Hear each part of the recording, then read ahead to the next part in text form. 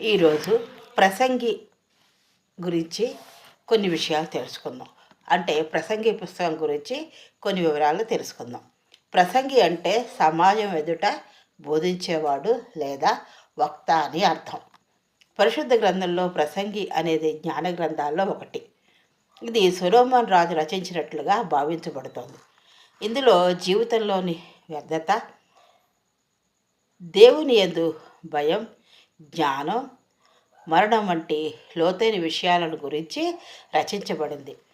ముఖ్యంగా వ్యర్థము వ్యర్థము సమస్తము వ్యర్థమే అనే వాక్యంతో ప్రారంభమై మానవ శ్రమ, సృష్టి, జ్ఞానాన్ని పరిశీలించి రాయబడిన పుస్తకం.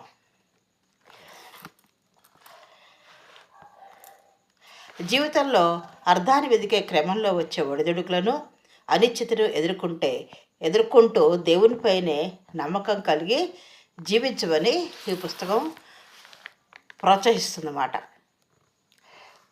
వ్యర్థత సూర్యుని క్రింద చేసే పనులన్నీ వ్యర్థమని, గాలి కోసం ప్రయాసపడినట్లుగా ఉన్నాయని చెబుతోంది.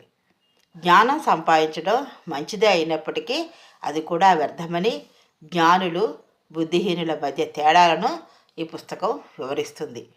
దేవుని సన్నిధిలో మన ప్రవర్తన ఎలా ఉండాలి, ఎలా జాగ్రత్తగా జీవించాలి, ఆయన యందు ఎలా భయభక్తులు కలిగి ఆయన ఆజ్ఞలు ఎలా పాటించవలసిన అవసరం ఉందో, అవి ఎలా ముఖ్యమైనవో మనకు బోధిస్తుంది. జననం, మరణం, సంతోషం, దుఃఖం వంటి జీవితంలోని వివిధ దశలను, వాటి అర్థాన్ని నిర్దేశిస్తుంది.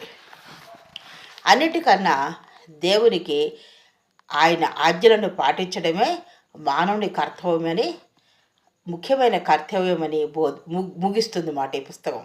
ఈ గ్రంథం జీవితం యొక్క లోతైన అర్థాన్ని, దేవునితో సంబంధం యొక్క ప్రాముఖ్యతను తెలుసుకోవడానికి సహాయపడుతుంది.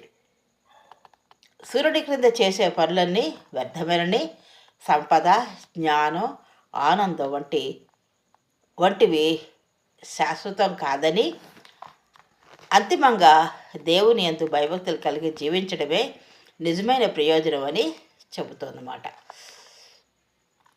ఈ సొలొమోను మహారాజుకి ప్రసంగి అనే మరొక పేరు కూడా ఉంది మాట. సొలొమోను అన్న, ప్రసంగి అన్న ఈయనే మాట.